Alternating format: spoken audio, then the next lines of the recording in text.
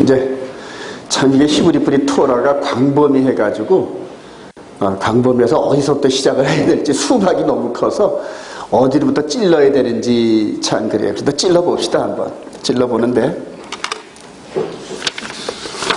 여러분들에게 나눠준 그 함께 나눌 주제 이런 부분들이 이제 앞으로 세분해서 점점 더 이제 세분해서 이렇게 주제들이 막 나타날 겁니다. 주제들이 나타나는데 그 주제들을 웬만큼 정리가 이제 웬만큼 됐는데 이런 것들을 책으로 좀 내고 해야 되는데 참 재주가 책 쓰는 재주가 전혀 없어가지고 참 그래요. 지난주에 우리 잠시 언급을 했지만은 생명의 성령의 법 이 부분을 성경의 가장 기본입니다. 성경을 이제 수박에다 이렇게 비유를 하면은 수박 껍질인데 껍질을 깨지 않고 손상되지 않고 이 안을 들여다볼 수 있는 그런 이제 그 뭐랄까 이제 그 기술이라는 이제 수박 장수들. 그래서 수박을 두드려 보면은 다 알아요, 그죠? 꽉 찼는지 안 찼는지. 예전에 제가 예수를 믿기 전에 장사를 크게 했었는데 가락시장 가면 이제 그 수박을 한 차씩 막 삽니다. 그러면 두세 개 정도를 견본으로 이렇게 두드려 보고 그렇게 사는데 저 성경도 그런 이치예요. 그래서 수박 겉껍질 안에 있는 이 수박 덩어리 빨간 부분이라 보면은 이제 빨간 부분이라고 결과적으로 하나님께서 이 수박의 겉껍질 안에 들어있는 이 안에 있는 알맹이를 원하시는데 지금 여태까지 저와 여러분들 모든 부분들이 다 이 안에 있는 이 부분을 정확히 보지 못했던 것 같아요. 그래서 이 안에 있는 이 부분을 보는 눈이 열려야 되는데 이게 이제 겉에 있는 껍질을 통하여서 보여진다는 얘기예요. 그래서 이제 성경에서 이 부분을 이 껍질로 이렇게 육신의 몸적인 어떤 이런 부분을 섬기는 걸 이제 육신의 예법이라 그러는데 육신의 예법 이걸 이제 히브리서 9장 10절이죠. 이게 육신의 예법. 그 다음에 이 안에 있는 눈에 보이지 않는 이 안에 있는 이 부분이 이제 영 부분인데 영적인 부분인데 이거를 생명의 성령이 보여요. 이제 글씨 잘 보이나요? 뒤에 보이시나요? 글씨? 예. 자, 그래서 지난주에도 살짝 언급을 했지만은 결과적으로 이 알맹이 영의 부분을 볼 수 있는 눈이 열려야 되는데 이게 지금 우리 사람의 육체 안에 있는 거라서 육체를 쪼개고 보는 이런 영적인 통찰력은 오직 하나님만 갖고 계신단 말이에요. 그러니까 하나님께서 이 안에 있는 이거를 우리 눈으로 보여주시기 위해서 껍질적인 이런 예법을 주셨는데 이거는 이제 육체 예법이란단 말이에요. 그래서 성경의 그 기본은 육체의 예법과 함께 영의 예법을 보면서 하나님의 뜻을 분별해내는 거예요. 하나님의 뜻을. 그래서 이제 구약 전체가 육신의 예법이다 이렇게 표현을 하면은 신약은 자리에 앉으세요. 신약은 구약에 있는 육신의 예법을 가지고 이 안에 있는 영의 예법을 보고 그러면서 믿음은 바라는 것의 실상이요 보지 못하는 것의 증거니 이런 식으로 해서 이제 신약성경 전체가 요 육신의 예법만을 눈으로 보이는 이런 예법을 갖고 있었던 말씀을 받았던 유대인들이 예수 그리스도를 영접하면서 영의 세계가 열리면서 이 안에 게 보이면서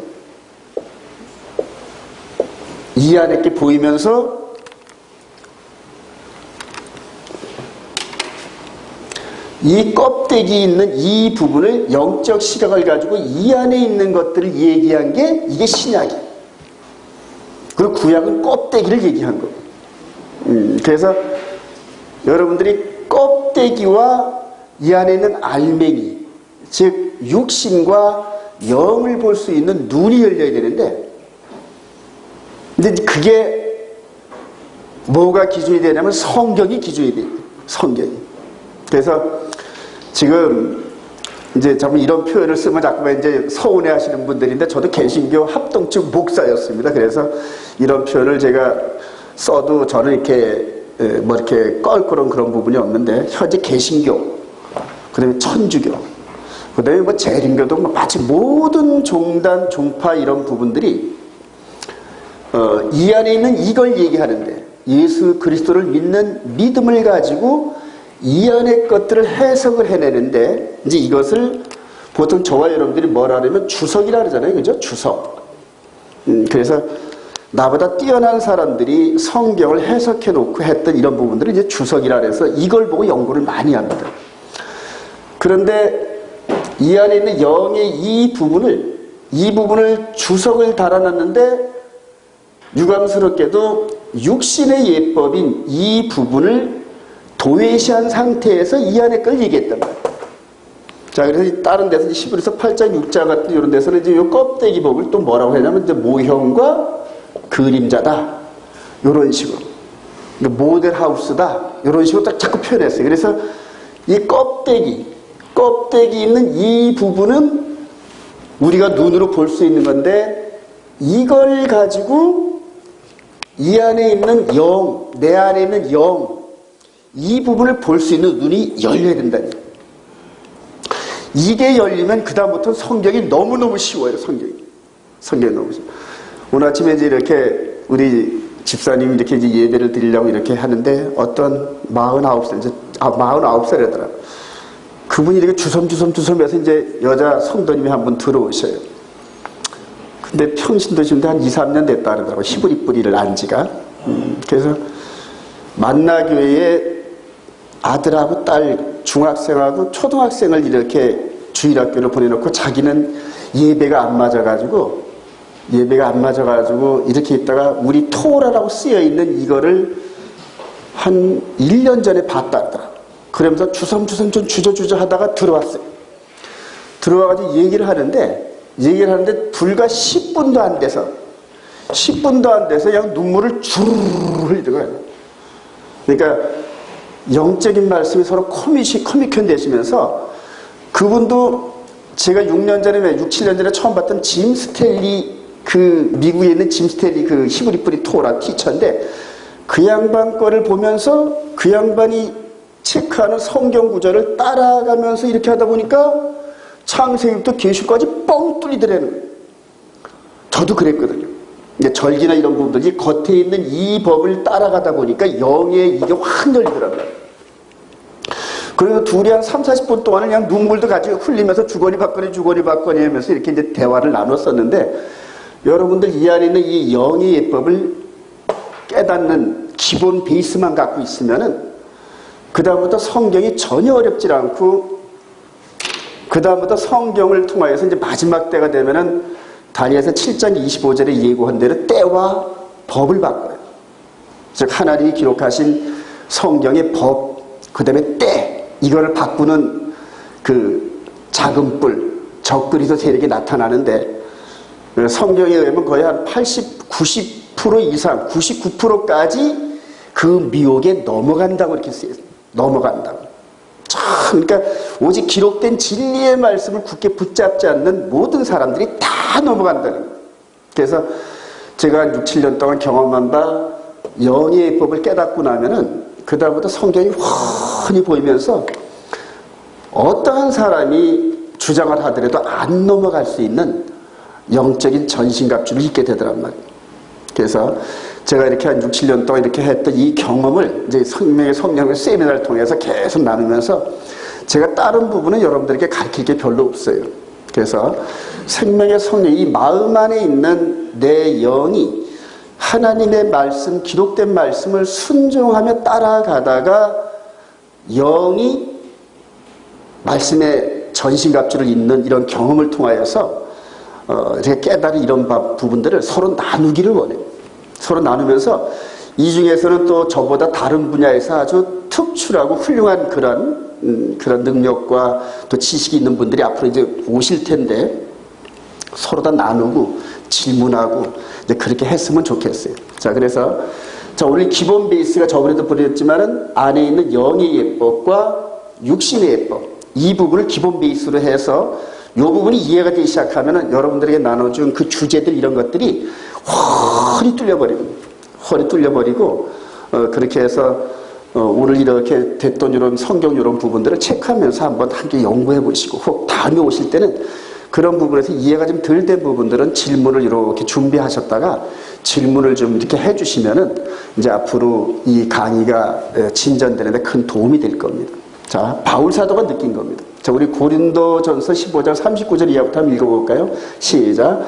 육체는 다 같은 육체가 아니니 하나는 사람의 육체요, 하나는 짐승의 육체요, 하나는 새의 육체요, 하나는 물고기의 육체라.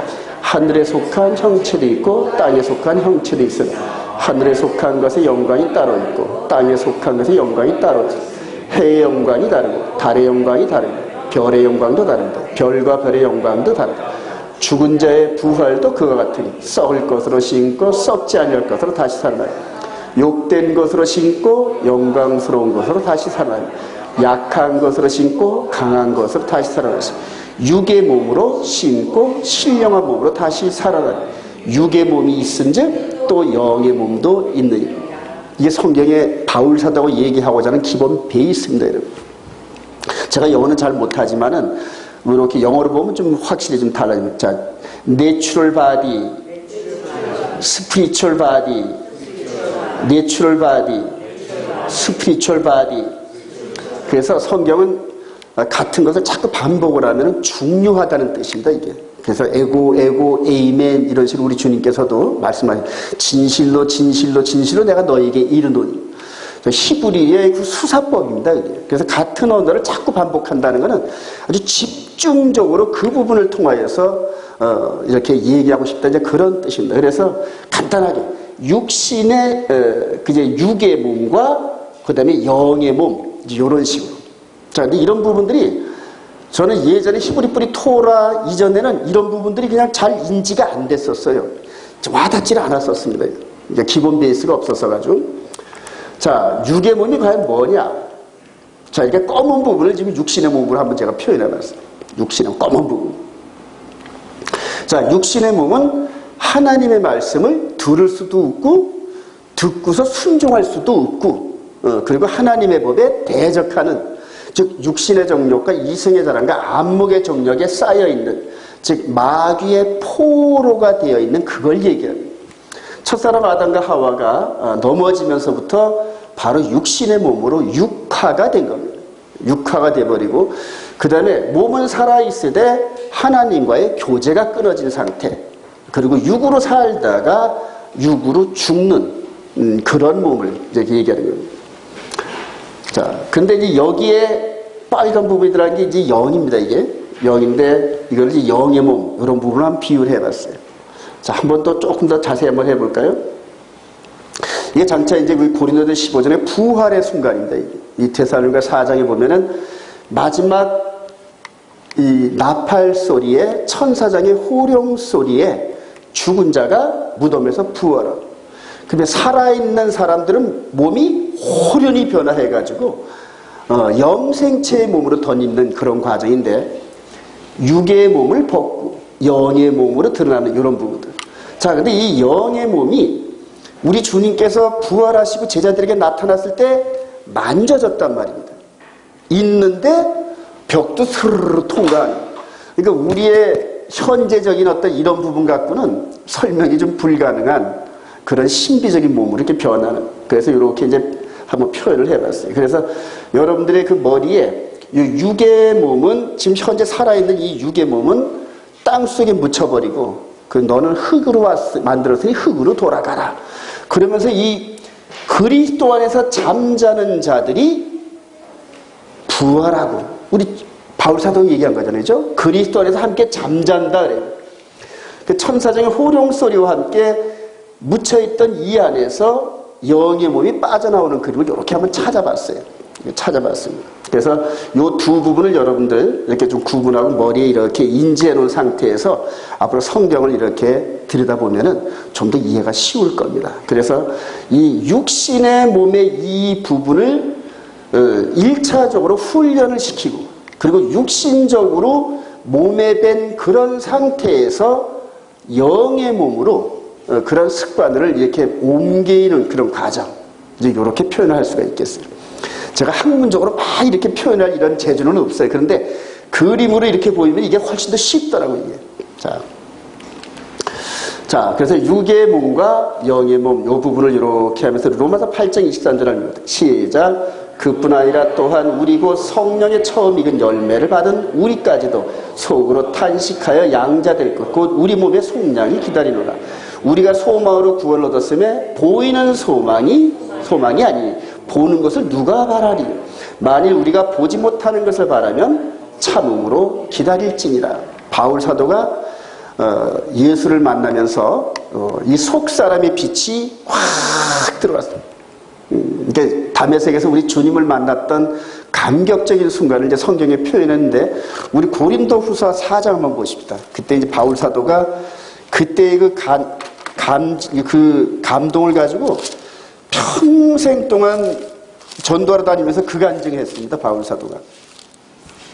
자, 우리 고린도후서 4장 이제 이 부분을 또 간증하는 겁니다.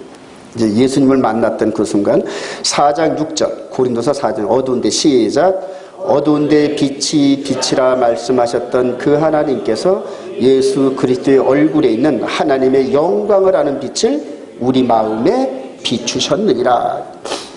바울 사도가 예수 그리스도를 만나기 전까지는 이 영의 몸이 죽어 있었습니다. 영의 몸이 죽어서 육신의 생각이 바울 사도 전체를 지배했는데, 예수 그리스도의 그 해보다 더 밝은 영적 빛이 쫙 비치면서 바울 사도의 영의 몸을 확 비춰버려요. 그러니까 그렇게 내 안에 있는 영의 몸이 비춰지니까 바울 사도가 이 내 안에 있는 죄를 발견하면서 오라, 나는 공고한 자로다. 이 사망의 몸에서 누가 나를 구원해. 그 이전까지는 육신의 몸 안에 있을 때는 나는 율법의 의뢰는 흠이 없어. 그리고 나는 죄인이 아니요. 이런 식으로 하나님 앞에 당당했던 바울 사도가 예수님을 만나면서 육의 눈이 확 멀고 영의 눈이 띄어지면서 자신 안에 있는 영의 몸이 하나님의 계명 안에서 온통 죄인의 모습으로 드러나는 모습을 보면서 그냥 절규하는 겁니다. 여기까지 이해가 되시죠? 그런데 이제 여기서 이제 계속 이 부분을 가지고 바울 서신을 전개하는 겁니다. 자, 이 안에는 영의 몸은 눈에 안 보인단 말입니다. 육신의 몸은 보이는데 여기서 소망이 영의 몸이 온전하게 되어서 우리 주님 재림하실 그때에 천사적인 호령 소리와 함께 내 이름이 불려지면은 나 자신도 모르게끔 영의 몸이 빠져나오면서 무슨 몸을 더듬느냐 하면은 한번 볼까요? 또 우리 고린도서 5장 바로 그 밑에, 자, 우리 4장 16절부터 읽어봅시다. 그러므로 시작. 그러므로 우리가 낙심하지 않으니 우리의 갑사람은 낡아지나 우리의 속사람은 날로 새로워지도다. 우리가 잠시 받는 환난에 경한 것이 지극히고 영원한 영광에 중한 것을 우리에게 이루게 하림이니 우리가 주목하는 것은 보이는 것이 아니요 보이지 않는 것이니 보이는 것은 잠깐이요 보이지 않는 것은 영원합니다. 만일 땅에 있는 우리의 장막집이 무너지면 하나님께서 지으신 집 곧 손으로 지은 것이 아니요 하늘에 있는 영원한 집이 우리에게 있는 줄 아느니라. 참으로 우리가 여기 있어 탄식하며 하늘로부터 오는 우리의 처소로, 우리 처소가 이게 집이란 얘기거든. 집. 그래요. 근데 이런 관점으로 로마서를 이렇게 해서 기록하고 있고, 그 다음에 바울 서신 전체가 기본 베이스가 육의 몸과 영의 몸, 이걸 가지고 전개하는 거예요. 그래서 이게 기본 베이스가 안 돼 있으면은 바울 사도가 말한 것을 이해가 그냥 곤란하게 되고, 바울 사도와 동일한 선상에서 딱 맞춰가지고 성경을 볼 수 있는 눈이 안 열립니다, 여러분. 그래서 요 부분만, 바울 사도처럼 육의 몸, 영의 몸, 요 부분만 이해가 되면은 그다음부터 신약 서신서와 함께 구약의 스토리는 육의 몸을 훈련시키는 법이고, 그 다음에 신약은 예수 그리스도 안에서 영의 몸을 훈련시키는 거랍니다. 근데 진짜는 영의 몸이란 거예요. 왜냐하면 껍데기 이 부분은 어차피 폐기처분 될 거니까. 그리고 새로운 몸으로 준비가 되니까. 그래서 성경의 기본 베이스는 바로 여기에서 이걸 두는 겁니다. 지금. 한번 더 볼까요? 자, 고린도서 4장 10절 이렇게 했죠? 쭉 적어는 금방 했네요. 이 부분들. 자, 또 다른 그림으로 한번 또 이렇게 한번 해봤어요. 지금 만일 땅이 있는지 이것도 괜찮았죠? 자, 요거 그림 이런 거 찾으려고 무지 힘들었어요. 자, 이렇게 죽을 때 이렇게 뭐가 빠져나온 듯한 이런 그림을 한번 찾아봤습니다. 이렇게. 그러니까 육의 몸에서 영의 몸으로 빠져나오는 그림. 여기도 마찬가지죠. 여기도 이렇게 사람이 육의 몸에서 영의 몸이 빠져나오는 이런 부분들. 이런 관점으로 기본 베이스를 깔고 성경을 보시면은 그 다음에 이해가 좀 빠릅니다. 자, 이제 율법의 요구를 이루는 생명의 성령의 법. 자, 이제 제가 이렇게 세미나를 여는 그런 그 밑바탕에 이 생명의 성령의 법이 밑바탕이 되어 있고, 이 법 위에서 이스라엘이 누군가, 그 다음에 육신의 할례가 또 영의 할례, 그 다음에 장차 재림을 할 때 어떤 성도가 휴거가 되는가, 짐승의 표는 무엇인가, 이런 부분들이 이 영의 법과 육의 법이 해결이 되어야 계속적으로 연달아집니다. 맨 마지막에 짐승의 표는 궁극적으로 이제 이겁니다. 바로 이 안에 있는 영의 몸으로 저와 여러분들이 성령의 인도함 따라 훈련이 됐단 말이에요. 그래서 그리스도도의 초보에 있다가 그리스도도의 장성한 분량이 이루면서 누구와 한판 붙을 수 있다? 마귀와 한판 붙을 수 있는 그러한 영적 능력이 생깁니다. 그래서 우리의 싸움은 혈과 육의 싸움이 아니요 공중권세 잡은 자가. 그래서 하나님께서 저와 여러분들을 다윗을 통하여 골리앗 이렇게 인도했던 것처럼 저와 여러분들 각 개인의 심령들을 마지막 마귀가 수문장으로 지키고 있는 그까지 인도하면서 그걸 깨트리고 넘어가서 천국문으로 당당히 들어가는 그걸 원하신단 말이에요. 그래서 계시록 7교회를 보면 이기는 자는 그래요. 그래서 지는 자는 못 들어간다는 얘기예요, 결론은. 그래서 이 영의 몸이 내 안에 기록되어진 육신의 몸을 이끌었던 이 법이 요 안으로 딱 들어오면서 우리 영이 자발적이고 감사하는 마음으로 하나님 말씀을 따라가는 거예요.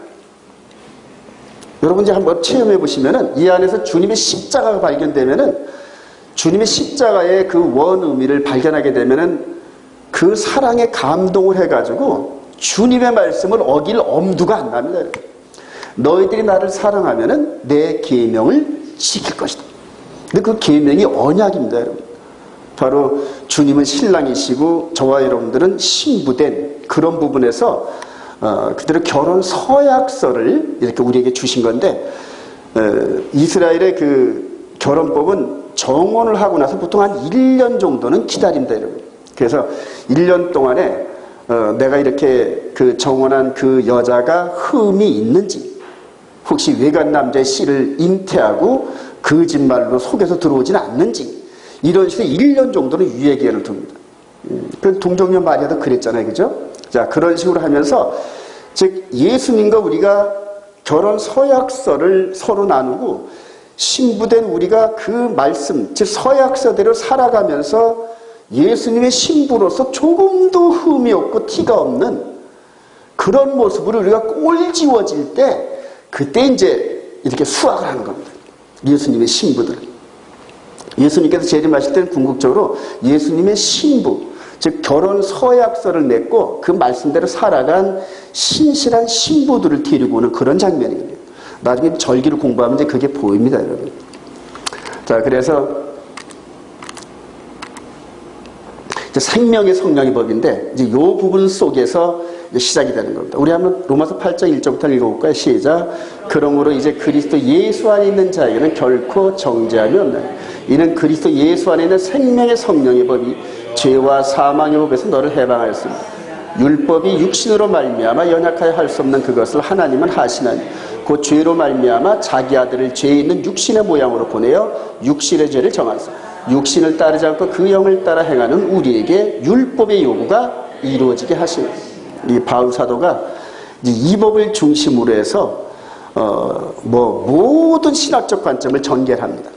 구원론도 그렇고 교회론도 그렇고 나중에 이제 하여튼 종말론 부분까지도 전부 이런 관점으로 전부 다 성경을 전개해 나갑니다. 생명의 성령이고 아까 서두에 말씀드렸죠. 이 안에 있는 영의 법이 생명의 성령입니다. 자, 그리고 생명의 성령의 법이 있으니까는 다음에는 무슨 법도 있다? 육신의 법도 있다. 그래서 육신의 법과 영의 법. 그런데 육신의 법과 영의 법이 서로 다르질 않아요, 여러분. 다르진 않는데 섬기는 방법이 달라요. 섬기는 방법. 이제 미리 말씀을 드리면은 육신의 예법을 따라가다가 죄를 지면은 짐승, 동물 제사를 드리면서 탕감을 합니다. 근데 그거는 드리는 사람의 양심까지는 탕감할 수 없는 한계적인, 그래서 늘 옛 모세 율법, 즉 육신의 예법 안에 있는 자들에게는 항상 정죄함이 따라다녔어요. 정죄함. 계속 정죄함. 앞으로 이제 추구적으로 나갈 겁니다. 그런데 이제 이 안에 있는 영의 법, 이 영의 법 안에는 제물이 누구다? 예수 그리스도랍니다. 그러니까 천하의 그 어떤 죄도 예수님의 십자가 보혈이면 다 해결됩니다. 믿으시면 아멘.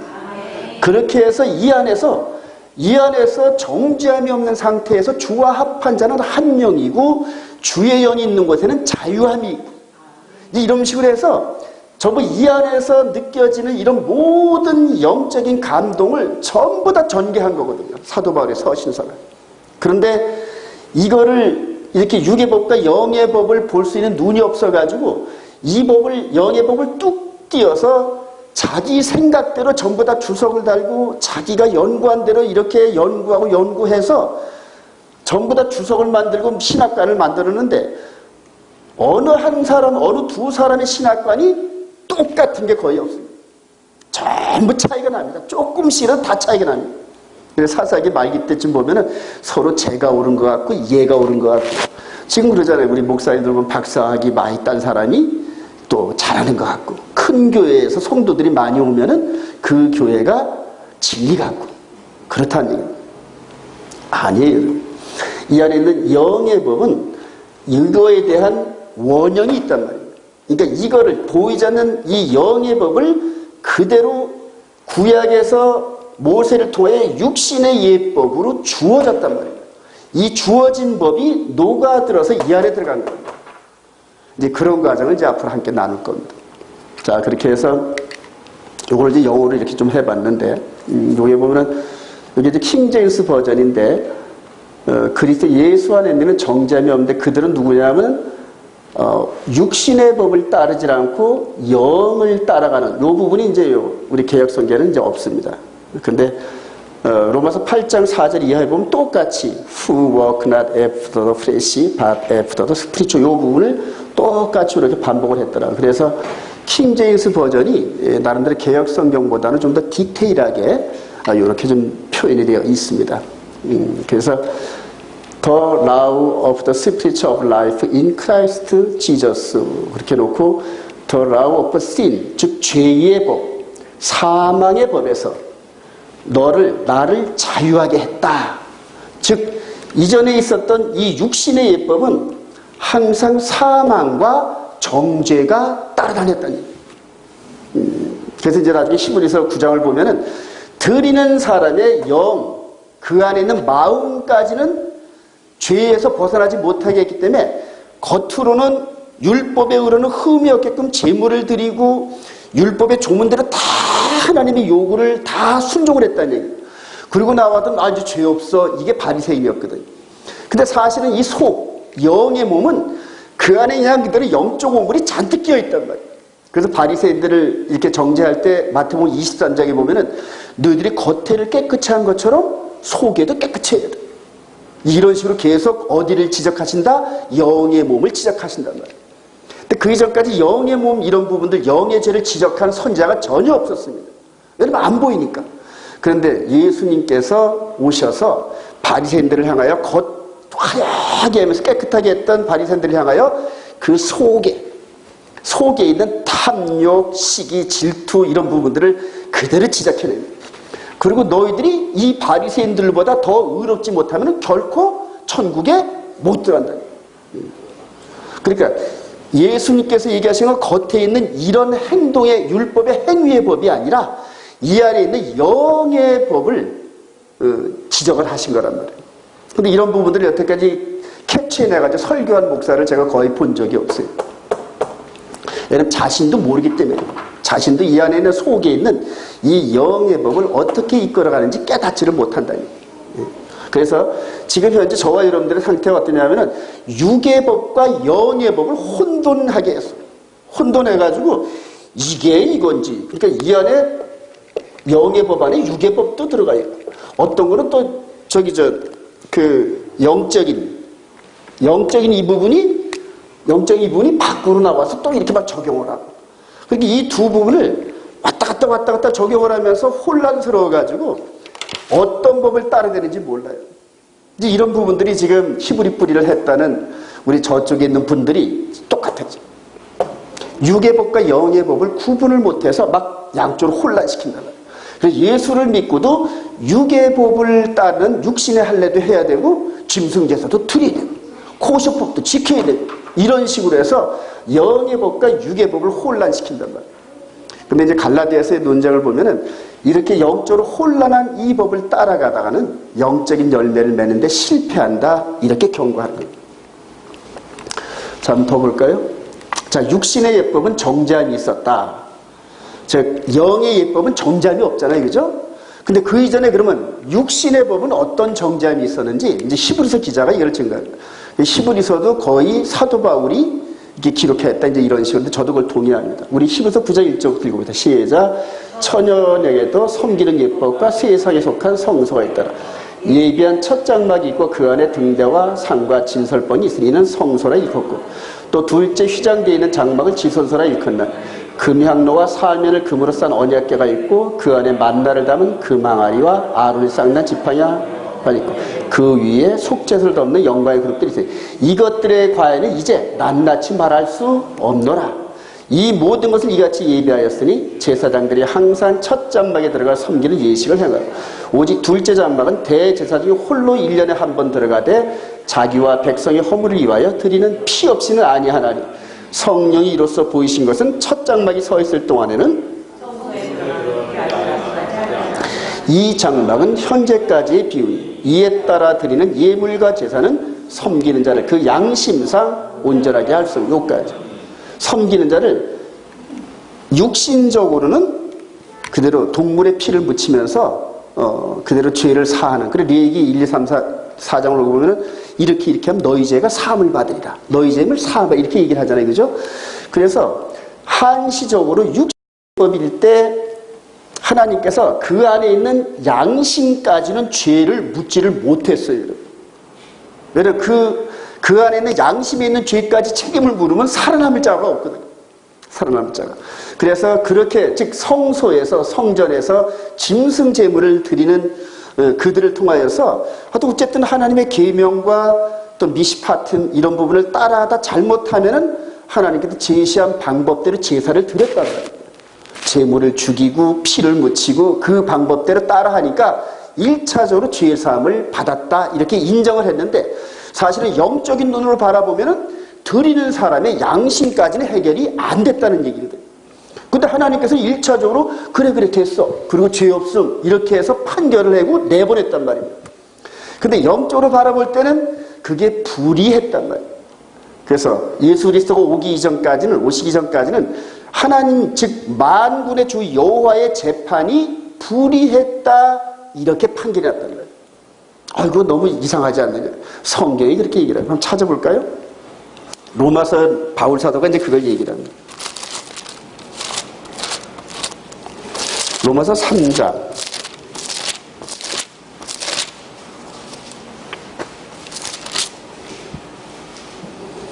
로마서 3장 우리가 25절 한번 해봅시다. 이 예수를 시작. 이 예수를 하나님이 그의 피로써 믿음으로 말미암는 화목제물로 세우셨으니 이는 하나님께서 길이 참으시는 중에 전에 지은 죄를 간과하심으로 자기의 의로우심을 나타내라 하심이니, 곧 이때에 자기의 의로우심을 나타내서, 여기까지 곧 이때에 자기의 의로우심은 누구냐? 하나님의 의로우심을 나타낸다는 거예요. 자, 그 이전까지 영의, 즉 드리는 사람 안에 있는 영의 부분까지는 죄를 지적하지 못하고 그냥 짐승제사 드리고 나면 그래 그리고 죄사함 방면 이렇게 하셨다는 얘기예요. 근데 그게 영적으로 바라보면 하나님의 판결이 불이했다는 얘기거든요. 자, 근데 그때까지, 즉 예수님께서 오시기까지는 하나님의 판결이 불이했는데, 근데 예수 그리스도 십자가 사건 때 아주 모든 진노를 싹 퍼버렸어요. 그래서 사실은 죄의 싹은 사망인데 누구의 죽음으로 다 변제했냐면 아들의 죽음으로 변제를 해버렸단 말이에요. 그리고 나서 이제 볼까요? 로마서 3장 26절. 곧 이때 자기의 의로심을 나타내서 자기도 의로우시며 또한 예수 믿는 자를 의롭다 하려 하심이라. 자, 예수 그리스도 십자가의 제물을 통하여서 영육간의 퍼펙트한 제물이 등장했단 말이에요. 그 이전까지 짐승의 제물로는 드리는 사람 안에 있는 양심까지는 탕감이 불가능했다는 얘기예요. 그래서 예수님께서 오시기 이전까지 하나님의 계명 이런 부분들은 오리지널 영적인 그 내용까지는 선포가 안 됐단 말입니다. 근데 우리 예수님께서 오시면서 마태복음 5장 이후로 쭉 말씀하시면서 나는 너희에게 이르노니, 즉 옛사람이 말한 바 간음하지 말라 너희들이 들었노니, 즉 7번째 계명이란 말이에요. 근데 그거를 이제 영적인 부분까지 적용해가지고 나는 너희에게 이르노니, 여자를 보고 음욕을 품고 마음 안에 죄를 진 자도 이제는 지옥불 들어요. 그러니까 진짜 법이 그 법이란 말이에요. 진짜 법. 시내산에서 모세를 통하여 십계명을 선포했는데 두 돌판에 쭉 십계명을 기록했단 말이에요. 그리고 그 십계명을 어기면은 짐승 제물로 대신 드리는 이런 속죄 사역을 성전 성소에서 했다는 얘기예요. 근데 이제 예수님께서 오시면서 영적인 죄도 지적하고 영적인 죄도 지옥불에 보낼 수 있는 하나님 나라의 그 공의가 그대로 드러났다는 거예요. 왜냐하면 제물이 준비가 됐기 때문에. 즉 아들이신 그분이 제물로 준비가 됐기 때문에 백성들에게 피할 길을 내줘야 되거든요. 피할 길을. 피할 길이 없이 쥐를 모으면 고양이도 덤벼들잖아요. 그래서 이제 예수님께서 십자가의 이 부분을 딱 지면서부터 양심상 온전하게 할 수 없었던 하나님 나라의 공의가 이제는 이런 것, 시작. 이런 것은 먹고 마시는 것과 여러 가지 씻는 것과 함께 육체의 예법일 뿐이며 개혁할 때까지 맡겨둔 것이라. 한시적이라는 얘기예요. 첫 언약의 섬기는 예법과 세상의 사건 성소, 이 부분이 예수 그리스도가 오실 때까지 한시적으로 짐승제물을 통하여 드리는 그런 모형과 그림자였다는 얘기예요. 이제 개혁의 때까지. 그래요. 자, 이런 부분들은 이제 정확하게 구분할 수 없는 그런 사람들이 이제 개혁의 때가 예수 그리스도를 지나서 이제 7천의 역사까지 간다, 이런 식으로 유대인들의 궤변에 넘어가 가지고 예수 그리스도의 십자가 사역을 희석시키는 그런 일을 합니다. 자, 개혁의 때, 이 굉장히 중요합니다. 이제 개혁의 때가 언제냐? 이제 성경을 통하여서 이제 아까 천억의 예법입니다. 저 성막, 이스라엘 12지파가 쭉 이걸 둘러싸고 이렇게 성막이 있죠. 여기 이제 제사장이 레위와 아론 제사장이 짐승 제물을 중보 제물로 해서 하나님을 섬기는 그런 장면입니다. 나중에 성전, 솔로몬 성전 때 이렇게 드렸던 이 부분은 이제 첫 언약을 섬기는 예법이다, 이렇게 표현합니다. 이게. 자, 그래서 히브리서 9장 9절 다시 한번 볼까요? 시작. 이 장막은 현재까지의 기운이 이에 따라 드리는 예물과 제사는 섬기는 자를 그 양심상 온전하게 할 수 없는, 이런 것은 먹고 마시는 것과 여러 가지 씻는 것과 함께 육체의 예법이며 개혁할 때까지 맡겨둔 것이라. 육체의 예법. 예, 카날 오리디난스 해가지고 인포스도 부과했다니. 자, 이걸 나중에 이제 갈라디아서 3장 그대로 19절에 보면 한번 찾아볼까요? 갈라디아서 3장 19절. 똑같은 바울 사도의 그런 그 고백인데, 자, 3장 19절. 갈라디아서 3장 19절. 이 언약과 율법을 정확하게 구분할 수 있는 그런 그 기점입니다. 자, 갈라디아서 3장 19절. 율법, 그런즉 시작. 그런즉 율법은 무엇이냐? 범법함으로 더하여진 것이라. 천사들을 통하여 한 중보자의 손으로 베푸신 것인데 약속하신 자손이 오시기까지 있을 것이라. 자, 바울 사도의 관점은 항상 똑같습니다.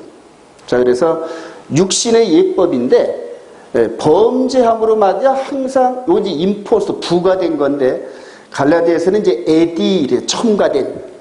그래서 율법은 무엇이냐 하면은 백성들이 잘못할 때마다 자꾸 부과해요.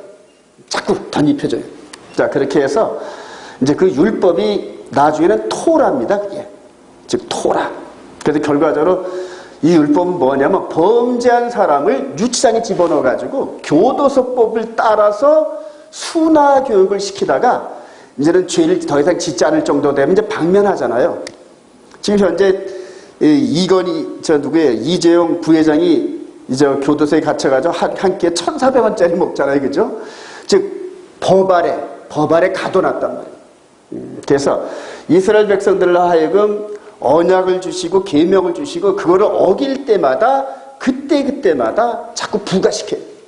그래서 이제 이 언약과 율법 시간에 여러분들이 언약과 율법 어떤 것은 우리 마음 안에 들어오고 어떤 것은 우리 안에 들어오지 못해서 폐기된 이런 것들을 한번 자세히 나눠볼까 합니다. 이제 언약과 율법 시간에. 자, 그렇게 해서 이렇게 첫 언약의 예법은 이 짐승을 1억 마리를 잡아도 양심, 즉 속에 있는 속사람의 죄는 탕감이 불가능합니다. 불가능합니다. 그래서 이렇게 백성들이 모세 이후로 1500년 동안 짐승 제물을 드리고 계속 드리다가 이거를 드리는 제사장들은 죄에 안수하고 고백하고 대신 죽고 이런 장면들을 계속 하다 보면은 육신의 훈련을 하다 보면 뭔가 아무리 둔한 사람도 머리로 깨닫는 게 있어요, 여러분. 제사장들이 이제 그런 걸 깨달으면서 누구를 기다리게 한다? 메시아를 기다려요. 그러니까 이런 모든 문제들을 다람쥐 쳇바퀴 돌듯이 이렇게 돌아가는 이 죄와의 싸움에서 늘 판정패 당하는 이런 사람을 해결할 하나님께서 예고하신 메시아를 대망하게 하는. 그래서 이런 모든 율법, 이런 범죄함으로 더해진 이 법은 나중에 예수 그리스도의 십자가 사건을 통하여 모든 게 다 해결됩니다. 할렐루야. 이제 그게 이제 바울 사도의 선언인데 로마서 10장 4절 한번 봅시다. 이제 바울 사도가 이걸 깨달으면서 아하, 모든 율법, 즉 범죄할 때마다 더해진 이런 법은 누구를 통하여 해결된다. 자, 우리 로마서 10장 4절. 그리스도는 시작. 그리스도는 모든 믿는 자에게 의를 이루게 하여 율법의 마침이 되시니라. 네, 여기서 율법이 토라입니다. 원어로 보면은 이 율법이 우리 보면 라우, 그 다음에 이제 헬라어로 노모스 이런 식으로 번역이 되어 있는데 이거를 성경 원문으로 이 히브리어로 보면은 여기서 율법이 토라입니다. 자, 그래서 지금 히브리 분이 토라 해가지고 그냥 이 유대인들이 들어와서 토라 하니까 뭔지 잘 몰라가지고 그냥 유대인들을 선생으로 해서 따라가다 보니까 이제 유다이즘으로 끌려들어요. 유다이즘으로 끌려들어요. 근데 성경을 이렇게 영의 예법과 육의 예법을 구분할 수 있는 이런 눈을 가지면은 유대인이 아니라 유대인 하레비가 오더라도 이걸 구분해낼 수 있는 능력이 생깁니다. 자, 그래서 통칭적으로 첫 언약, 모세를 통하여 시내산에서 주었던 첫 언약의 예법은 육신의 예법이었다. 즉 아파트로 치면은 모델하우스였다. 그러니까 모세 이후로 우리 주님이 오실 때까지 1500년 동안은 이 몽학선생 아래에서 하나님의 백성이 역할을 했다는 얘기예요. 즉 이방인들은 그나마도 이 말씀이 없어가지고 이방인들은 죄인이라는 거예요. 그래서 바울 사도 그러잖아요. 내가 이방 죄인이 아니로되 이런 식으로. 우리 또 예수님께서도 이방인을 개라 취급할 정도로 그런 식으로. 그런데 그런 그 교만한 생각을 지금도 갖고 있어요, 유대인들이 보니까. 그래서 이방인들은 토라 지킬 필요 없어. 토라가 얼마나 귀중한 건데 이방인 주제에 그걸 지킬래? 이런 관점으로 토라를 해석해서 한국 교회도 한 25년 전부터 그렇게 해가지고 지금 히브리 뿌리 토라 한다는 사람들이 전부 일요일 관점에서 그대로 행하면서도 잘못된 줄을 인지하지 못하는 그런 그 우에 빠지더라고요. 자, 첫 언약의 예법. 그래요. 자, 이제 히브리서 19장 11절부터 이제 바로 이제 전개됩니다. 그리스도께서 시작. 그리스도께서는 장래 좋은 일의 대제사로 오사 손으로 짓지 아니한 거고 이 창조에 속하지 아니한 더 크고 온전한 장막으로 말미암아 염소와 송아지의 피로 하지 아니하고 오직 자기의 피로 영원한 속죄를 이루사 단번에 성소에 들어가셨네. 염소와 황소의 피와 및 암송아지 죄를 부정한 자에게 뿌려 그 육체를 정결하게 하여 거룩하게 하거든. 하물며 영원하신 성령으로 말미암아 흠없는 자기를 하나님께 드린 그리스도의 피가 어찌 너의 양심을 죽은 행실에서 깨끗하게 하고 살아계신 하나님을 섬기지 하지 못하겠느냐. 이로 말미암아 그는 새 언약의 중보자시니 이는 첫 언약 때의 범한 죄에서 속량하라고 주구사 부르심을 입은 자로 하여금 영원한 기업에 약속을 얻게 하려 하십니다. 유언은 유언한 자가 죽어야 되나니 그 유언은 그 사람의 죽은 후에야 유효한 즉 유연한 자가 살아있는 동안에 효력이 없느니라. 그래서 이 헬라로 이제 디아데케. 그래서 신학을 하신 분들은 이게 아마 기억이 납니다. 디아데케, 순데게 이런 식으로 해서 헬라를 가지고 이제 유언이다 이렇게 이제 우리가 표현하고 배웠는데 사실은 이거를 좀 더 심도 있게 해석하려면 언약으로 봐야 됩니다. 그래서 여기를 언약은 그 사람이 죽은 후에야 즉 언약 당사자들이 피를 흘려야 되는데 하나님과 우리 사이에 언약은 맺되 하나님께서 피를 안 흘리셨어요. 또 우리도 피를 안 흘렸고. 근데 이제 진짜 언약이 어디서 맺어졌냐면 골고다 언덕에서 맺어졌어요. 말씀이 육신에서 이 땅에 오신 그분이 피를 흘리셨던 거예요. 언약의 피를. 그러니까 우리 마태복음 26장 20절에 보면은 내가 이 포도주를 이렇게 주면서 많은 사람들의 언약을 위하여 중보의 피니 이런 식으로 하잖아요. 그래서 12제자를 앞에 놓고 대표성을 지닌 12제자와 함께 주거니 받거니 하면서 언약식을 맺어놓고 바로 그날 저녁에 붙잡혀서 그날 6월절에 십자가에서 피를 흘리셨던 거예요. 즉 언약의 당사자이신 그분이 이 땅에 오셔서 피를 흘려주셨던 거예요. 그리고 이제 저와 여러분들이 피를 흘릴 차례인데 저와 여러분들이 피를 흘려야 할 차례인데 뒤에 그거 말고 하나 더 키세요. 그럼 밝아져요. 그거 말고 저쪽 봐서 봐봐요. 자, 그래서 바울 사도가 성경에 그러죠. 너희들이 피 흘리기까지 죄와 싸우지 아니하였다. 이런 표현이 있죠. 즉 예수께서 피를 흘리셨는데 저와 여러분들이 영혼의 피를 흘려야 된다. 죽기까지 싸운다. 죽기까지. 이런 부분. 자, 그렇게 해서 요거는 또 나중에 따로 이제 설명을 좀 드리겠습니다. 그래서 저는 이 부분, 유언은 유언한 자가 이 부분 속에서 그런 거구나 하고 이제 깨닫게 됐는데, 자, 진짜 언약은 예수 그리스도 안에서 이제 이루어진 건데, 에덴 동산에서 선악과 언약을 맺고, 그 다음에 죽음이라는 조건을 걸면서 말씀을 하셨죠. 그리고 어기니까 당장 죽음이 적용돼 가지고 그대로 우리 인간들이 한시적인 그런 이 연수를 살 수밖에 없는 죽음에 이르렀는데 이게 쭉 오셔가지고 이 죽음에 대한 이 선고를 하시면서 사실은 여자의 후손 대신 이분을 창세기 3장 15절에 예고했지 않습니까? 그래, 이제 언약입니다. 이게 언약이 흘러내려오는데. 이후에 이제 노아와 언약을 맺고, 아브라함과 언약을 맺고, 시내산에서 이스라엘 백성들과 언약을 맺고. 그리고 이분이 오셔서 무슨 언약? 새 언약입니다. 이 언약이 진짜 언약입니다. 이전에 있었던 언약은 이거의 그림자였단 말이에요. 그래서 지금 여기서 말하는, 이 히브리서 기자가 말하는 유언은 유언한 자가 죽어야 하니. 즉, 언약은 언약 당사자가 죽어야 되나니 이제 이런 뜻입니다. 그러니까 이전까지는 에덴 동산에서 창세기 3장 15절에 말씀을 하셨는데 이거를 상업적인 베이스로 말하면 어음이란 말입니다. 어음.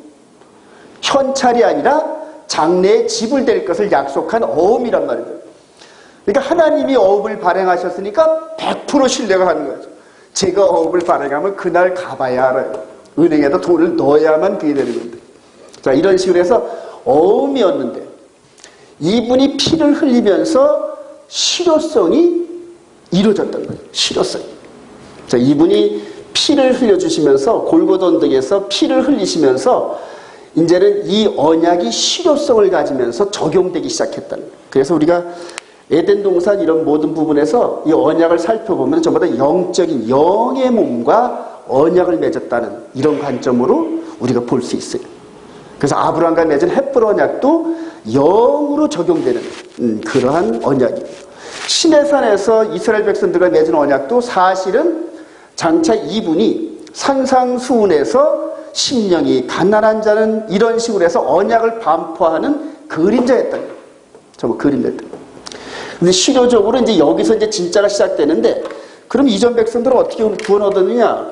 당연 간단합니다. 아담이 이걸 보면서 이렇게 약속이 이루어질 이거를 믿음으로 소망 가운데서 현재의 삶을 살 때 짐승제사를 드렸단 말이에요. 그 짐승제사의 피를 바라보면서 장차 이루실 어음을 현찰로 지불할 그거를 바라보면서 살았다니. 근데 히브리서 기자가 그러잖아요. 예, 약속을 받았는데, 한번 볼까요? 히브리서 11장, 믿음장.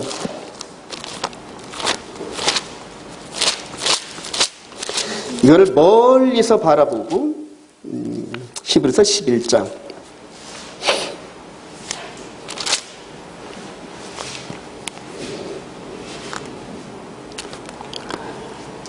자, 우리 히브리서 39장, 11절 39절에 쭉 하면서 이제 아담 이후로 쭉 결론을 내면서 39절 시작.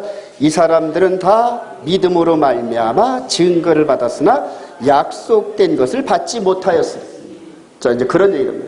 이제 여기서 아담 이후로 쭉 믿음의 계보가 이어지면서 이분이 현찰로 지불하는 요 언약의 피를 흘릴 때까지 계속 짐승제사 다른 여러 가지 율법에 매여가지고 육신의 예법으로 지키면서 뭐가 생겼냐면은 다 믿음이 생긴 게 아니라 그때그때마다 하나님의 신실한 백성들은 여기를 바라보면서 아 진짜가 여기네 이렇게. 아브라함도 결론적으로 모리아산에서 아들을 번제를 드리는 그때 눈이 번쩍 뜨더라. 아 이거였구나. 그래서 주님이 장차 자신의 육신의 후손으로 오실 그분이 이 이삭처럼 죽을 뻔하다가 그때 이제 그분은 진짜 죽죠, 그죠? 그러다 부활하는 이런 영적 이런 과정을 전부 봤단 말이에요. 아담도 그걸 봤고, 아브라함도 그걸 봤고, 다윗도 그걸 봤고. 그 다윗 같은 경우는 목소리까지 들렸어요, 여러분. 근데 엘리엘리 라바 사박다니 하면서 그런 음성까지 듣는 영적인 통찰력. 그래서 구약의 육신의 예법을 지키는 그 과정에서도 하나님께서는 계속 이 십자가 이 사건을 바라보게 했단 말이에요. 바라보게 하면서 이들을 통하여 그때그때마다 믿음으로 구원, 믿음으로 구원, 믿음으로 구원. 그게 이제 이 히브리서 그 계보 그거 아닙니까? 근데 이제 우리 저와 여러분들은 요때는 이제 사도들 시대니까 직접 받고, 저와 여러분들은 보지는 못했을 때 사도들을 통해 전해진 성경을 통해 믿음. 그러니까 베드로 사도 그러잖아요. 너희들이 예수를 보지 못하였으나 사랑하는도다. 그러니까 사도들이 전해준 그 예수님의 십자가 사건을 너희들이 성령의 감동을 통해 믿게 됐구나. 이런 식으로 해서 십자가를 정점으로 해가지고 전후 좌우로 전부 다 믿음이 이런 거예요. 그래서 예전에 저는 이제 이런 것들을 구속사의 관점으로 정말 배웠었는데 히브리 관점으로 들어가면서 이렇게 껍데기에 있는 이 말씀이 이 안에 들어온 걸 깨달으면서 제가 십계명을 회복하고 안식일을 풍덩 빠졌어요. 그리고 이제 절기 따라서 영의 예법으로 순종할 수 있는 스케줄을 따라서 한 6년 정도 오다 보니까 그동안 나름대로 완벽하지 않았던 이 불편했던 여러 가지 이런 부분들이 정리가 서서히 돼가면서 이제는 참 이 아까 말씀드린 영의 예법을 섬기는데 조금 더 불편함을 안 느낄 정도로 이제 그 정도가 됐어요. 자, 한 걸음 더 나가볼까요? 이제 조금만 다음에. 자, 구약에 우리 아까 히브리서 9장 10절 이전까지는 대표들이 이거 한마디. 제사장들이 짐승 잡아 섬겼다. 근데 이게 불완전하단 말이에요. 왜 불완전하냐? 드리는 사람의 양심까지는 해결 못한다. 근데 이제 이분은 드리는 사람의 양심까지 해결한다. 간단한 겁니다. 그래서 요거는 육신의 예법인데 이 육신의 예법은 영의 예법으로 들어올 방법이 없어요. 왜냐하면 이 짐승제사가 우리 안에서 드려질 방법이 없거든요. 근데 이 영의 예법으로 오신 이분의 제사는 우리 마음 가운데서 순종이 가능하단 말이에요. 할렐루야. 그게 신비예요. 즉 예수를 영접하면 이분이 십자가에 죽으시고 장세되고 부활한 경험이 부활하신 그 현실이 믿음으로 내가 고백되면서 나에게 적용이 된단 말이에요. 이게 이제 영적 미스터리예요. 바울 사도가 복음은 비밀이다. 근데 이걸 가진 자들만 안단 말이에요. 가진 자들이. 그러니까 예수 안 믿는 자들이 저와 여러분들 보면 약간 맛이 간 이런 거라잖아요. 그래요. 그래서 요거를 갈름으로 이렇게 해가지고 개혁의 때 이전 육신의 예법, 그 다음에 요 예수님의 십자가를 통해서 이후로는 영의 예법.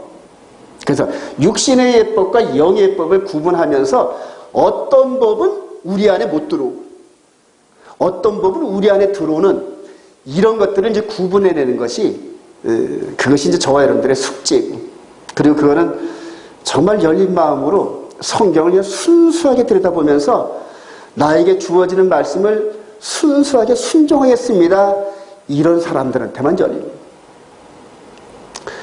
순종을 안 한 상태에서 지식으로 이렇게 내 머리에 이렇게 쌓아둔 지식은 그냥 우리 씨 뿌리는 비유 있죠. 근데 길가밭, 돌짝밭, 가시덤굴, 그 다음에 옥토밭. 그러니까 세 번째 가시덤불 이 수준에서 전부 다 실격당. 그러니까 순종을 하면서 영적인 트레이닝을 통해서 그것이 내 안에서 전신갑주로 입혀질 때 그때 그게 내 말씀이 되더라고요. 그래서 제가 누구를 만나더라도 이렇게 할 때 안식일과 이런 부분들을 순종을 하세요 하고 권고하는 이유가 안식일 즉 계명, 십계명을 순종하는데 가장 걸림돌이 되는 게 안식일입니다. 근데 그 안식일을 빼놓고는 십계명의 말씀이 우리 안에 있는 영의 예보로 들어올 방법이 없어요. 그게 제 경험입니다. 그리고 예수를 믿는다 하더라도 그것을 내가 순종을 해야 그게 적용되는 이런 스케줄이 되지, 지식으로 아무리 내가 인정한다 하더라도 그게 내 안에서 영으로 인스톨이 되질 않더란 말이에요. 그래서 달라요, 여러분. 순종한 사람과 순종하는 사람이 달라요. 그래서 순종을 하다 보면 아주 강해집니다. 강해집니다. 조금만 더 해볼게요.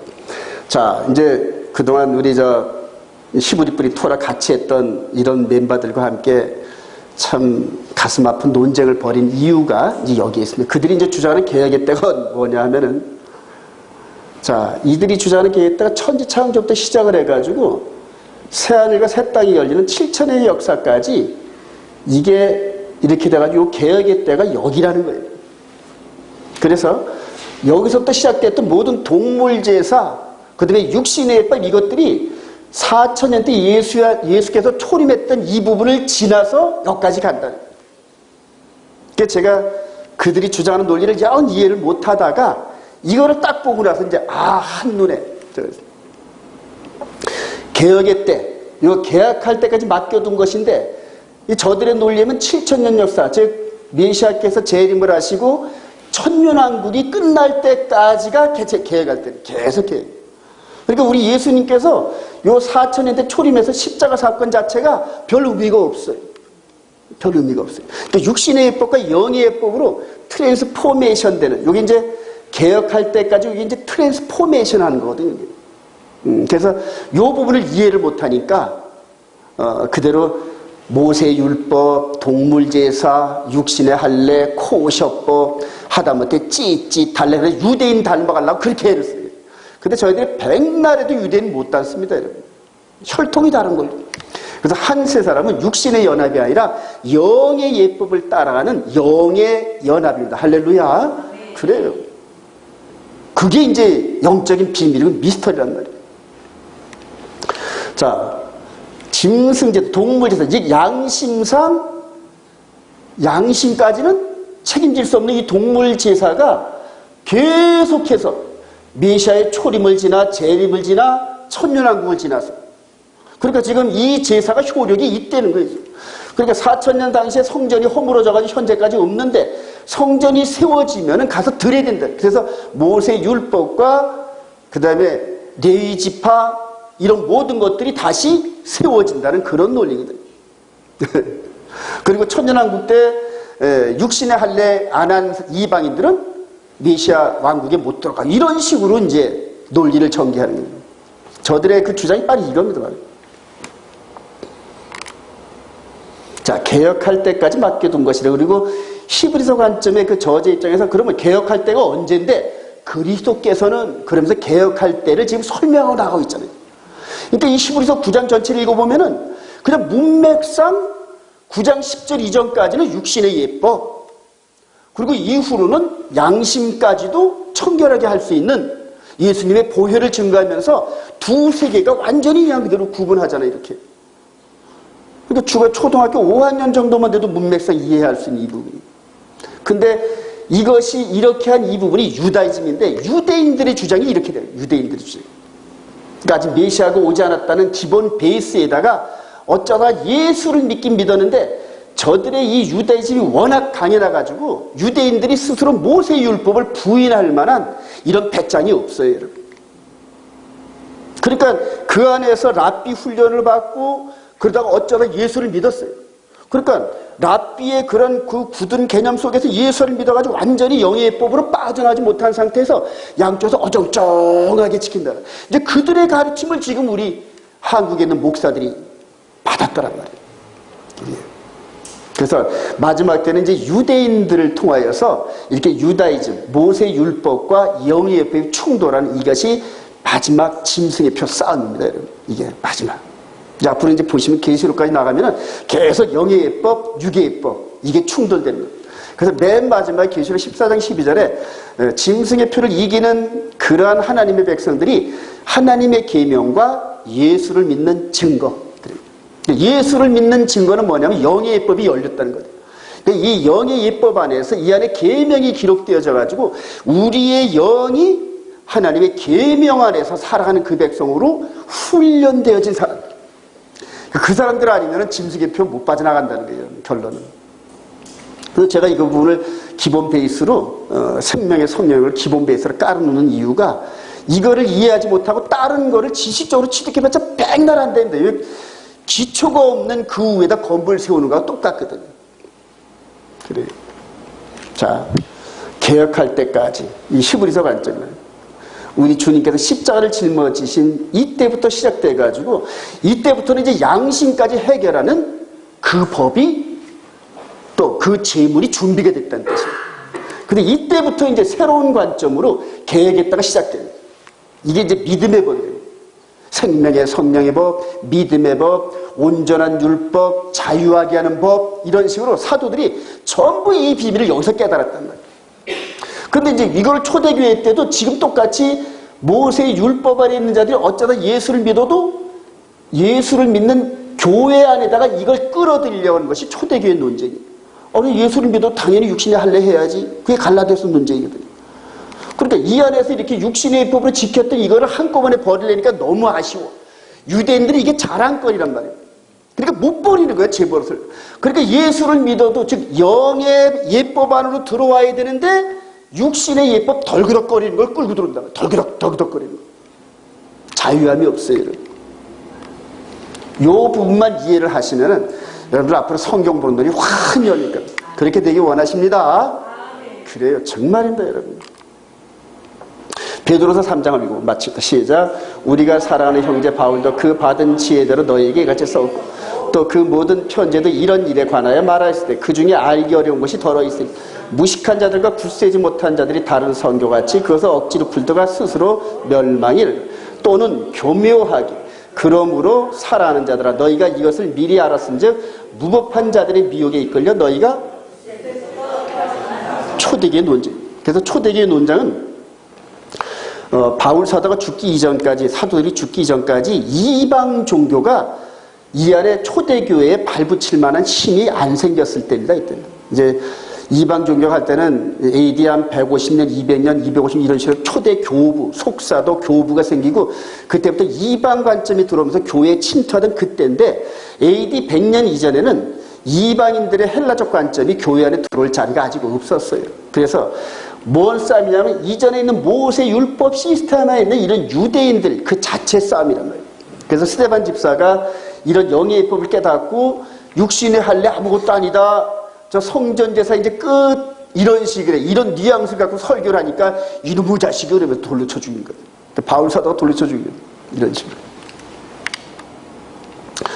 자, 영혼의 속건 제물 대신 이분은 우리 주님이 오시기 약 한 700년이 이사야 선지자를 통해 예고되어진 겁니다. 한번 읽어볼까? 시작. 여호와께서 그에게 상함을 받게 하시기를 원하사 질고를 당하게 하셨으니 그의 영혼을 속건제물로 드리게 이르면 그가 씨를 보게 되면 그의 날은 길 것이요 또 그의 손으로 여호와께서 기뻐하신 뜻을 성취하리라. 그가 자기 영혼에 수고한 것을 보고 만족하게 여길 것이라. 나의 의로운 종이 자기 지식으로 많은 사람을 의롭게 하며 또 그들의 죄악을 친히 담당하리라. 자기 영혼 그래. 당시에는 이해하지 못하는 영혼의 속건제물, 육신의 속건제물, 속죄제물 이런 걸 드리던 그 시대에 이사야 선지자의 눈을 열어가지고 영혼의 죄를 탕감하는 속건제물을 등장시켜요. 이게 메시아거든요. 그래서 구약 성경 전체는 창세기 3장 15절에 하나님께서 발행하시는 여자의 후손에 대한 이 어음을 언제 지불할 거냐, 어떻게 지불하실 거냐, 왜 그렇게 할 것이 이런 식으로 해서 OW 원해치 이거에 대한 주석입니다. 전부 다. 그러니까 창세기 3장 15절 이후에 예수님이 오시기 이전까지 OW 원해치 방법으로 어떤 지역에 어떤 방법으로 어디서 이런 식으로 계속 백성들에게 힌트를 주고 그걸 깨달은 자들이 이렇게 온다더라, 이렇게 오셨다더라 이런 식으로. 즉 이사야 선지자도 얼마나 귀중한 예언입니까? 그러니까 700년 후에 되어질 이것들을 예언을 해놓고 영혼의 속건제물. 히브리서 기자가 이걸 받으면서 이제 예수 그리스도의 보혈은 영혼의 죄까지도 깨끗하게 한다. 근데 이제 저와 여러분들이 이 성령의 법 안에서 이분을 예수님과 함께 십자가에 죽고 장세되고 부활한 이 경험, 영적 경험을 이 안에다가 인스톨 시키고 나면은 그 다음에 이제 구약 백성들은 죄를 지면은 죄를 깨닫고 즉각 고백하는 이분이 흘려주신 그 보혈의 피가 우리 마음 인방 가운데 흥건히 뿌려져요. 그래서 히브리 10장 22절에 그의 보혈을 우리 마음에 뿌림받아 그렇게 뿌림받아.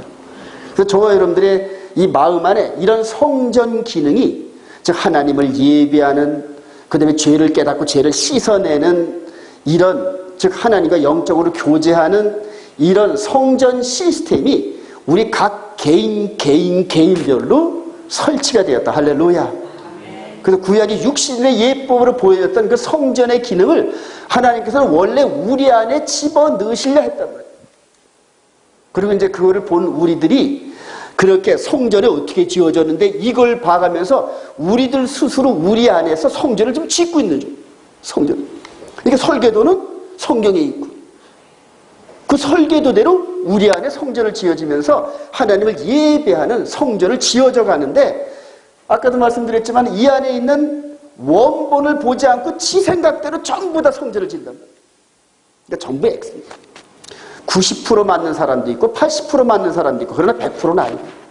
그런데 하나님께서는 뭘 원하세요? 100%를 원하세요. 성경을 통하여 기준대로 따라하면 100%가 가능합니다. 믿으시면 아멘. 그걸 원하세요. 그래서 성경대로 따라가다 맨 처음에는 초보, 그러니까 넘어지고 무릎 깨지고 그런 일들이 많아요, 여러분. 그런데도 또 이렇게 세워요. 우리 스님께서 성령께서 이렇게 일어나. 잘했어. 그러면서 7번 넘어지면 8번 이렇게 세워요. 근데 이제 그거를 안 따라간단 말이에요.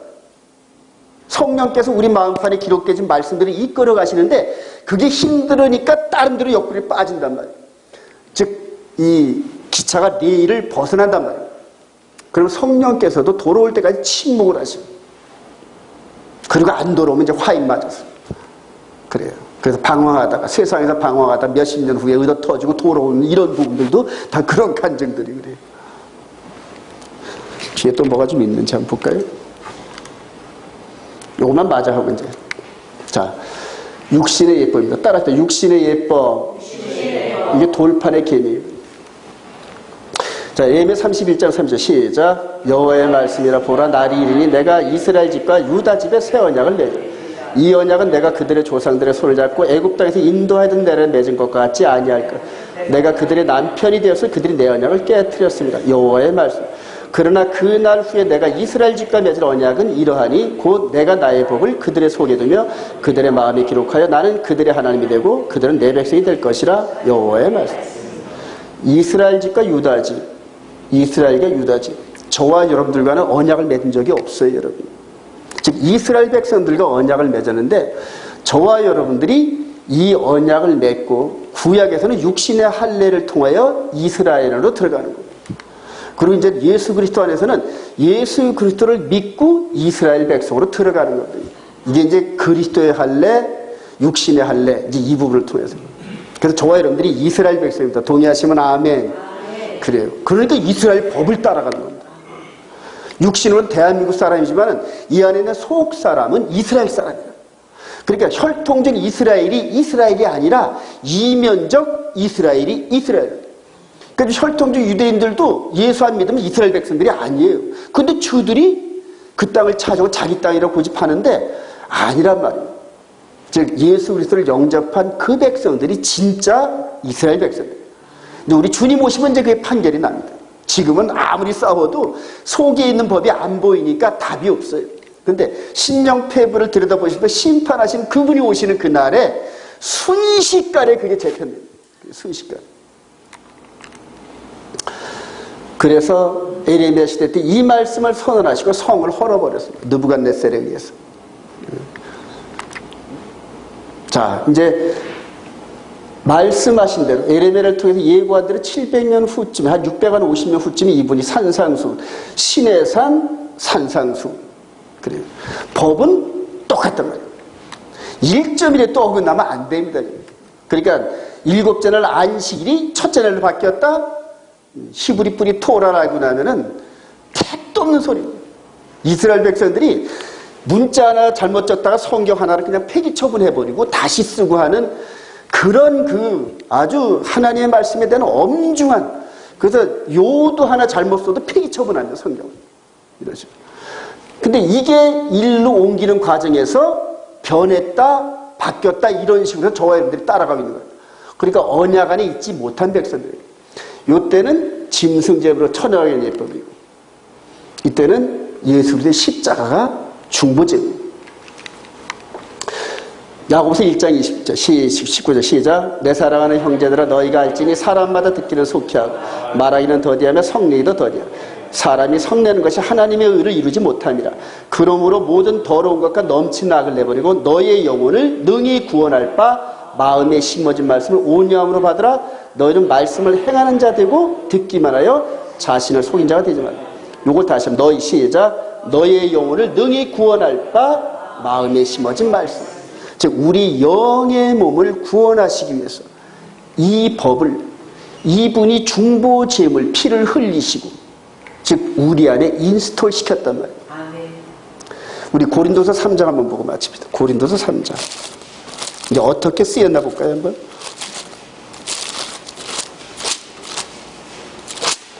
자, 고린도서 3장 우리 2절. 너희는 시작. 너희는 우리의 편지라 우리 마음에 썼고 무사람이 알고 있는 바라. 너희는 우리로 말미암아 나타난 그리스도의 편지리. 이는 먹으로 쓴 것이 아니요 오직 살아계신 하나님의 영으로 쓴 것이며 두 돌판에 쓴 것이 아니요 오직 육에. 그래요. 이때도 돌에 기록한 건 뭘로 했을까요? 불이란 불로 기록했잖아요. 여기서도 이제 이렇게 된 이 말씀을 이분을 통하여서 우리 마음이 허물과 죄로 죽었던 우리의 마음을 피를 통하여 다시 살려주시고 그리고 하나님의 말씀에 반응할 수 있는 살아있는 영으로 만들어서 성령님께서 오순절날 강림하셔서 이 안에다가 그냥 여기 있는 이 내용을 십계명을 그대로 기록하셨습니다. 그리고 이제 그것을 야고보 사도가 깨달아요. 너희 영혼을 구원할 바 그래. 계명의 말씀대로 우리를 다듬어서 신의 성품에 참여케 하고 계명의 말씀을 순종하다 보면은 하나님의 사랑이 자연적으로 내 안에 막 쌓이더라고요. 그러니까 하나님이 긍휼과 사랑과 이런 것들이 품성이 예전에 저는 이렇게 부드러운 남자가 아니었어요, 여러분. 근데 이제는 자꾸 부드러운 남자로 변해가더라고요. 하나님의 성품으로 바뀌어가더라고요. 즉, 이 십계명은 하나님의 성품 자체입니다. 그래서 율법의 완성은, 십계명의 완성은 사랑. 그래서 사랑만 하면 되지 않느냐? 근데 사랑을 연습하는데 십계명을 순종하는 과정을 거치지 않고 사랑이 나타날 방법이 없습니다. 그래. 이게 이제 신비입니다. 영적 트레이닝.